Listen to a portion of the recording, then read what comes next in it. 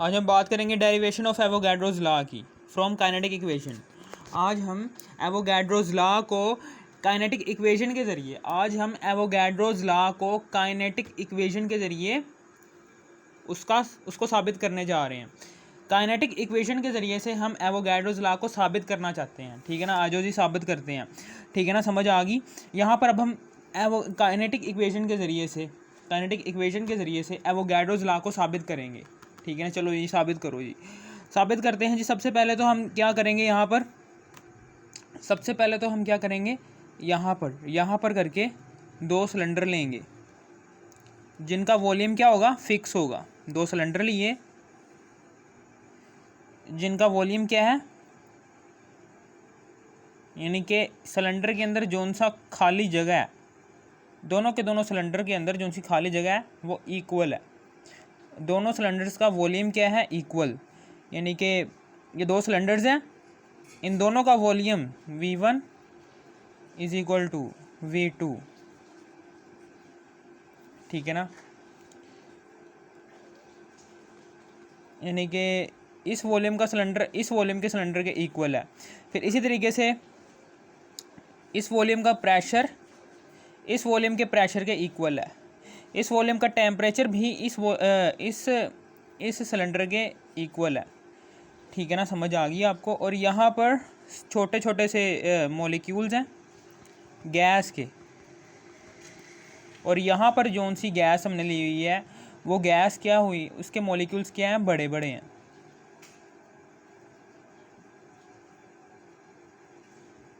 ठीक है ना, बड़े बड़े हैं, यहाँ पर बड़े बड़े हैं।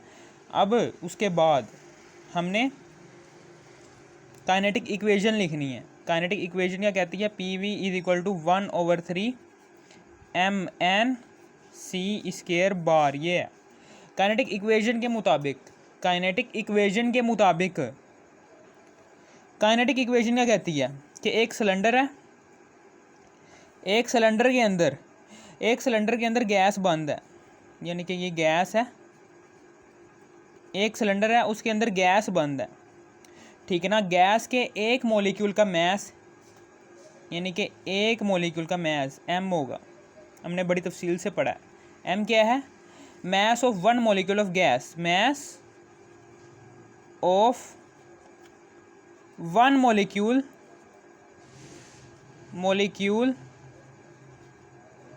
ऑफ गैस, यानी गैस के एक मॉलिक्यूल का मैस होता है, उसे हम कहते हैं m।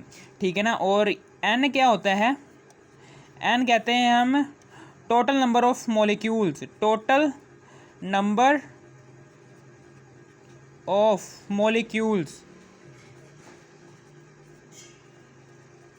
Which present, total number of molecules of gas, यानी कि गैस के यहाँ पर कितने मॉलिक्यूल्स नज़र आ रहे हैं, 1 2 3 4 5 6 7 8 9 10 हैं, तो 10 n इज इक्वल टू 10 है।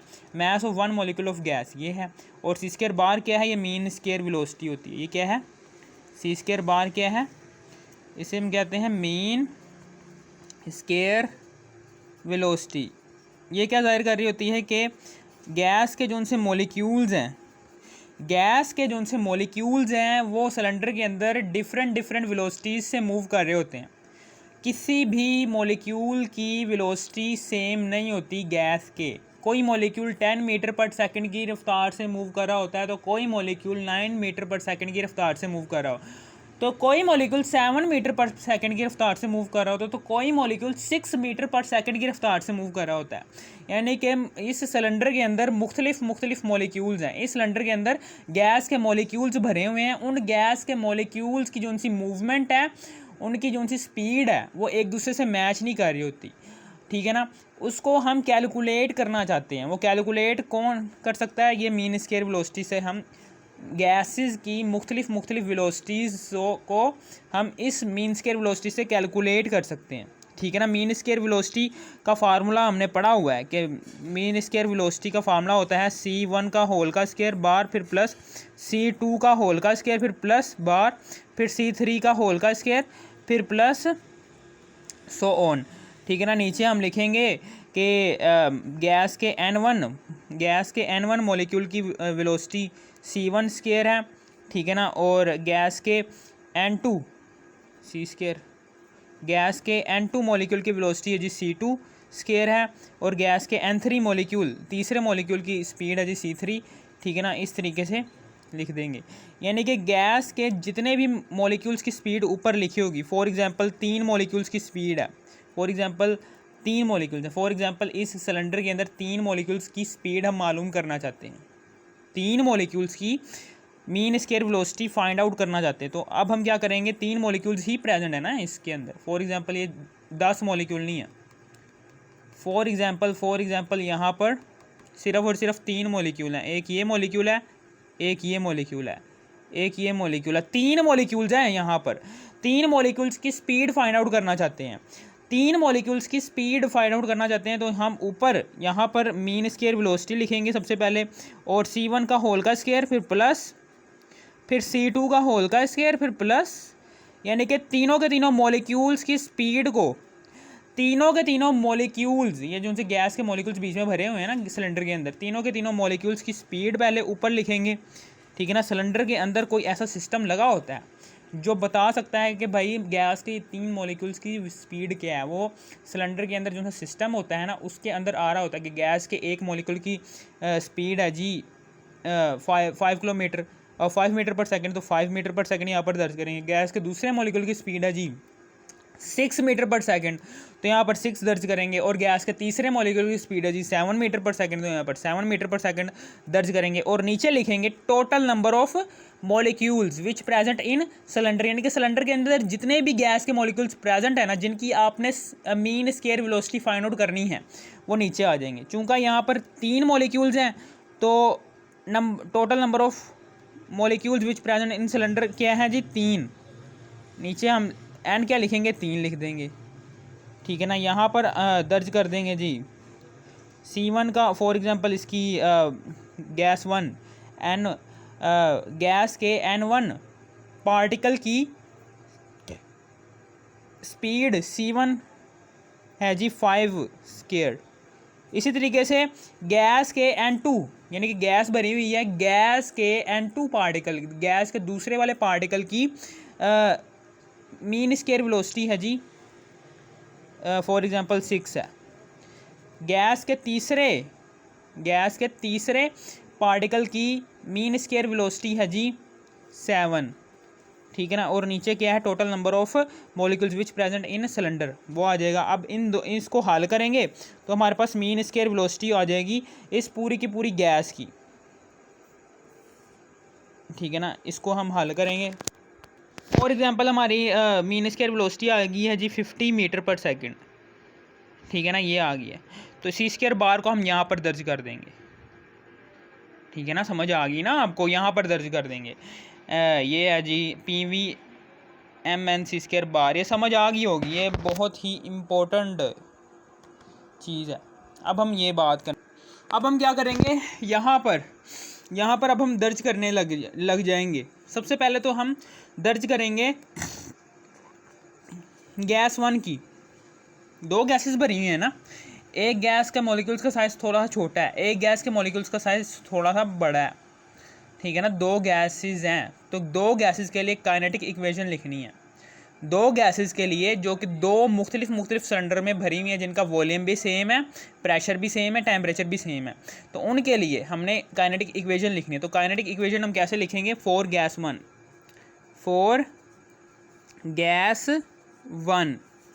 ये है जी गैस 1 और ये है जी गैस 2। गैस 1 के लिए जो उनसी हमने काइनेटिक इक्वेशन लिखनी है वो ऐसे करके लिखनी है, PV = 1/3 M1 N1 C1 का होल का स्क्वायर, फिर बार। फिर इसी तरीके से फॉर गैस 2 के लिए हमने क्या करेंगे, गैस 2 के लिए हम चूँकि यहाँ पर प्रेशर और वॉल्यूम और टेम्परेचर कांस्टेंट है, इसलिए हम प्रेशर और वॉल्यूम के साथ 1 नहीं लिखेंगे, बाकी मैस के साथ, नंबर ऑफ पार्टिकल्स के साथ और C1 स्क्वायर के साथ हम लिख देंगे। PV = 1/3 M2 N2 C2 का होल का स्क्वायर, फिर बार। अब हम क्या करेंगे, चूँकि यहाँ पर M1 N1 C1 क्या है, ये मैंने लिख देता हूँ कि M1 क्या है, N1 क्या है, और C1 का होल का स्क्वायर क्या है, ठीक है ना। और इसी तरीके से M2 क्या है, N2 क्या है, और C2 का होल का स्क्वायर क्या है। M1 क्या है, ये क्या है, mass of one molecule, mass of one molecule, mass of one molecule of gas one, यानी गैस वन के एक मॉलिक्यूल का मास।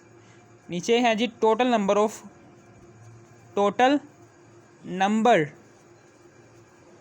molecules, total number of molecules which present in cylinder, total number of molecules of gas one, यानी gas one जो C आपने enclose की हुई है सिलेंडर के अंदर, उसके जितने भी मॉलिक्यूल्स हैं वो N1 है, N1 में आ जाएंगे। और C1 स्क्वायर है जी mean square velocity, mean square velocity of gas one की मीन स्क्वायर वेलोसिटी। फिर उसके बाद आगे है जी mass of one molecule, mass of one molecule, mass of one molecule of gas two, यानी गैस टू जो सी आपने सिलेंडर के अंदर गैस टू दूसरी वाली गैस भरी हुई है, उसका एक मॉलिक्यूल का मास इधर आ जाएगा। फिर उसके बाद total number of molecules, total number of molecules, total number of molecules of gas two, ठीक है ना, समझ आ गई। और फिर उसके बाद तीसरा है जी mean square velocity, mean square velocity of gas two की मीन स्क्वायर वेलोसिटी क्या है, ठीक है ना, समझ आ गई। ये है यहाँ पर। अब चूँकि ये इक्वेशन 1 है, ये इक्वेशन 2 है, अब कंपेयर करेंगे, कंपेयर इक्वेशन 1 और इक्वेशन 2, कंपेयर करेंगे हम इक्वेशन 1 एंड 2 को। चूँकि बराबर के एक तरफ वाली जो सी साइड है वो बराबर इक्वल है, तो बराबर के दूसरे वाली साइड भी इक्वल हो जाएगी, यानी कि ये दो जो सी हैं ये दोनों भी एक दूसरे के इक्वल हो जाएंगी। 1/3 M1 N1 C1 का होल का स्क्वायर, फिर बार, फिर ओवर, फिर 1/3 M2 N2 C2 का होल का स्क्वायर, फिर बार, ये 1/3 से कैंसिल हो गया, और M1 N1 C1 का होल का square bar is equal to M2 N2 C2 का होल का स्क्वायर, फिर बार। फिर उसके बाद आगे ये इक्वेशन 3 है, ये क्या कौन सी इक्वेशन है, ये इक्वेशन 3 है। अब हम आगे की बात करना चाहते हैं काइनेटिक एनर्जी, यानी कि काइनेटिक एनर्जी, हमें काइनेटिक एनर्जी का फार्मूला हमें पता है कि फिजिक्स के मुताबिक 1/2 mv स्क्वायर होता है, लेकिन केमिस्ट्री की रूह से काइनेटिक एनर्जी का फार्मूला है 1/2 mn c² बार, यानी कि जब पूरी की पूरी गैस, यहाँ पर काइनेटिक एनर्जी फिजिक्स में जब हम किसी भी बॉडी की वेलोसिटी जब आपको कैलकुलेट करनी हो, यानी कि किसी भी बॉडी की स्पीड आपको पता है, किसी भी बॉडी का मास भी आपको पता है, किसी भी एक बॉडी का मास भी आपको पता है, और वो बॉडी कितनी स्पीड से मूव कर रही है वो भी आपको पता है, ठीक है ना। तो काइनेटिक एनर्जी, तो उस बॉडी की काइनेटिक एनर्जी क्या होगी वो आप कैलकुलेट कर सकते हैं, यानी कि एक बॉडी का मास यहाँ पर दर्ज करके और वो जिस भी स्पीड से मूव कर रहा होगा उसको भी दर्ज करना है। लेकिन यहाँ पर गैस में ऐसा नहीं है, गैस में एक बॉडी नहीं है, गैस में डिफरेंट मॉलिक्यूल्स हैं। गैस के एक मॉलिक्यूल की स्पीड नहीं हमने फाइंड आउट, गैस के एक मॉलिक्यूल की काइनेटिक एनर्जी हमने फाइंड आउट नहीं करनी, हमने पूरी की पूरी गैस की काइनेटिक एनर्जी फाइंड आउट करनी है। तो इसके लिए हम क्या करेंगे, हम टोटल नंबर ऑफ मॉलिक्यूल्स के जितने भी गैस के मॉलिक्यूल्स की काइनेटिक एनर्जी आपने फाइंड आउट करनी है, वो सारे के सारे यानी सबसे पहले तो सिलेंडर के अंदर आपको पता होना चाहिए कि सिलेंडर के अंदर कितने मॉलिक्यूल्स प्रेजेंट है। वो सारे के सारे मॉलिक्यूल्स की तादाद को हम गैस के एक मॉलिक्यूल के मास से मल्टीप्लाई कर देंगे, तो हमारे पास आ जाएगा ये mn आ जाएगा, यानी कि काइनेटिक एनर्जी आ जाएगी, ठीक है, समझ आ गई आपको। mn आ जाएगा हमारे पास, mn आ जाएगा, mn क्या जाहिर कर रहा है कि गैस के टोटल नंबर ऑफ मॉलिक्यूल्स जो कि प्रेजेंट है सिलेंडर के अंदर, ठीक है ना। सिलेंडर के अंदर जितने भी मॉलिक्यूल्स प्रेजेंट हैं सिलेंडर के अंदर, वो सारे के सारे मॉलिक्यूल्स की तादाद को हम मल्टीप्लाई कर देंगे mass of one molecule of gas, यानी कि गैस के एक मॉलिक्यूल के मैस से हमने total number of molecules which present in cylinder उसको हम मल्टीप्लाई करेंगे, और C² बार हमें पता है हम कैसे निकालेंगे, वो भी मैंने आपको बता दिया है। ठीक है ना, समझ आ गई आपको। यहाँ पर हम क्या करना चाहते हैं, यहाँ पर काइनेटिक एनर्जी निकालना चाहते हैं for one gas. Kinetic energy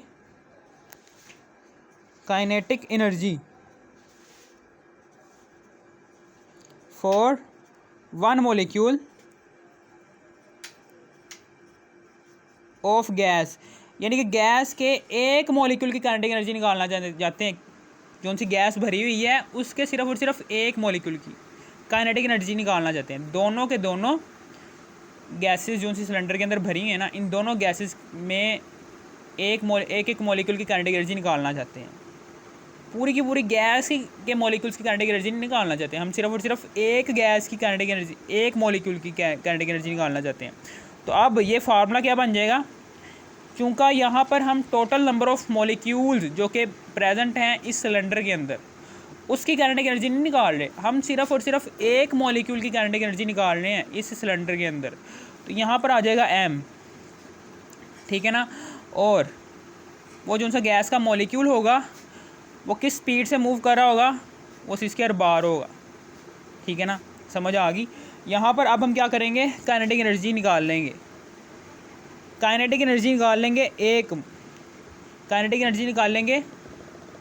ठीक है ना, दोनों सिलेंडर के अंदर मौजूद जो सी एक मॉलिक्यूल के काइनेटिक एनर्जी निकाल लेंगे। अब हम समझ आ गई। यहाँ पर अब हम kinetic energy of gas one की काइनेटिक एनर्जी हम निकालेंगे। सबसे पहले तो हाफ m1C1 का होल का स्क्वायर बार, यानी कि ये क्या है, ये गैस वन के लिए हमने काइनेटिक एनर्जी निकाल ली। फिर उसके बाद गैस टू के लिए काइनेटिक एनर्जी निकालेंगे।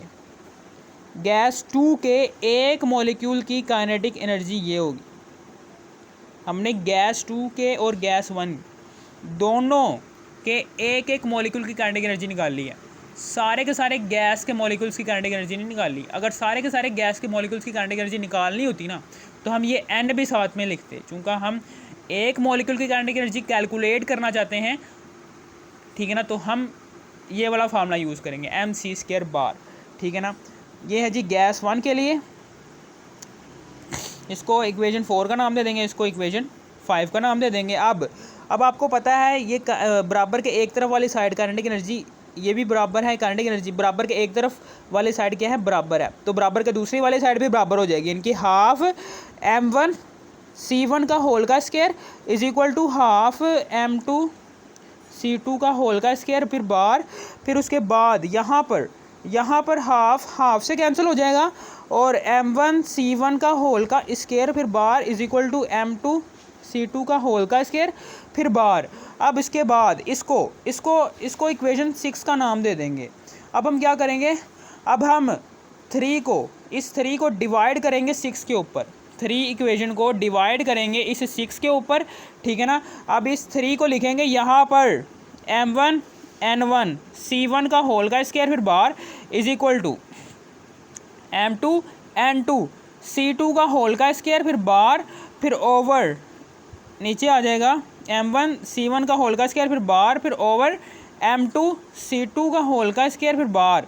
यहाँ पर m1 से कैंसिल, C1 का होल का स्क्वायर बार C1 स्क्वायर, ये भी कैंसिल, ये भी और ये भी कैंसिल। हैंस प्रूव डैट हमारा इक्वेशन जो सा एवोगैड्रोस लॉ है वो प्रूव हो चुका है। एवोगैड्रोस लॉ क्या कहता है, एवोगैड्रोस लॉ कहता है जी अगर आपके पास 2 सिलेंडर हैं और दोनों के दोनों सिलेंडर्स का साइज़ क्या है, इक्वल है, यानी कि दोनों के दोनों सिलेंडर्स का साइज़ क्या है, इक्वल है, तो आप दोनों के दोनों सिलेंडर के अंदर डिफरेंट, यानी कि एक गैस भर लो जी छोटे मॉलिक्यूल्स वाली और दूसरी गैस भर लो जी बड़े मॉलिक्यूल्स वाली। ठीक है ना, समझ आ गई। तो आप देखेंगे कि उस सिलेंडर के अंदर फॉर एग्ज़ाम्पल गैस वन का वॉल्यूम, गैस वन जो सी है वो आपने गैस वन का वॉल्यूम कितना लिया है, 1 डेसीमीटर क्यूब लिया है, और गैस टू का भी वॉल्यूम कितना लिया है, 1 डेसीमीटर क्यूब लिया है। यानी कि दोनों के दोनों गैसेस को आपने एक एक डेसीमीटर क्यूब फिल कर ली है दोनों के दोनों सिलेंडर के अंदर। फ़र्क सिर्फ इतना है कि जो सी गैस 1 है उसके मॉलिक्यूल्स का साइज़ छोटा है, गैस 2 के मॉलिक्यूल्स का साइज़ क्या है, बड़ा है। ठीक है ना, इससे कोई फ़र्क नहीं पड़ता, इससे कोई फ़र्क नहीं पड़ता कि गैस के मॉलिक्यूल्स का साइज़ बड़ा है। ठीक है ना, दोनों के दोनों सिलेंडर्स में जो उनसे नंबर ऑफ़ पार्टिकल्स आएंगे वो इक्वल ही आएंगे। यानी कि अगर यहाँ पर 10 पार्टिकल्स हैं गैस के तो यहाँ पर भी 10 ही आएंगे। वजह यह है क्योंकि गैस के मॉलिक्यूल्स के दरमियान फासला ज़्यादा है। गैस के मॉलिक्यूल्स के दरमियान फासला ज़्यादा होने की वजह से क्या होता है, गैस के मॉलिक्यूल्स के दरमियान फासला ज़्यादा होने की वजह से, गैस के मॉलिक्यूल्स के दरमियान फासला ज़्यादा होने की वजह से गैस के मॉलिक्यूल्स का साइज़ जो सा होता है वो इतना ज़्यादा इफ़ेक्ट नहीं कर रहा होता वॉल्यूम को। ये मेरी लाइन जो सी लिखने वाली है कि गैस के मॉलिक्यूल्स का साइज़ जितना मर्जी बड़ा हो, ठीक है ना, समझ आ गई। चूँकि गैस के मॉलिक्यूल्स के दरमियान बहुत ज़्यादा फासला होता है, एक गैस का मॉलिक्यूल दूसरे गैस के मॉलिक्यूल से 300 टाइम्स फासले पर होता है। यानी कि एक मॉलिक्यूल, गैस के एक मॉलिक्यूल को 300 दफ़ा रखोगे ना तो दो मॉलिक्यूल्स के दरमियान इतना फासला बनेगा। ठीक है ना, जिससे गैस के मॉलिक्यूल का साइज़ जितना मर्जी बड़ा हो, गैस के मॉलिक्यूल का साइज़ जितना मर्जी बड़ा हो, अगर आपने दोनों के दोनों सिलेंडर के अंदर वॉल्यूम सेम लिया हुआ है गैसेस का, तो दोनों के दोनों गैसेस के नंबर ऑफ़ पार्टिकल्स भी सेम ही रहेंगे, वो चेंज नहीं होंगे। अगर यहाँ पर 10 हैं तो यहाँ पर भी 10 होंगे। अगर आपको इस वीडियो की ज़रा से भी समझ आ गई, इस वीडियो को कर दो लाइक और सब्सक्राइब और शेयर भी कर देना। Thanks for watching me.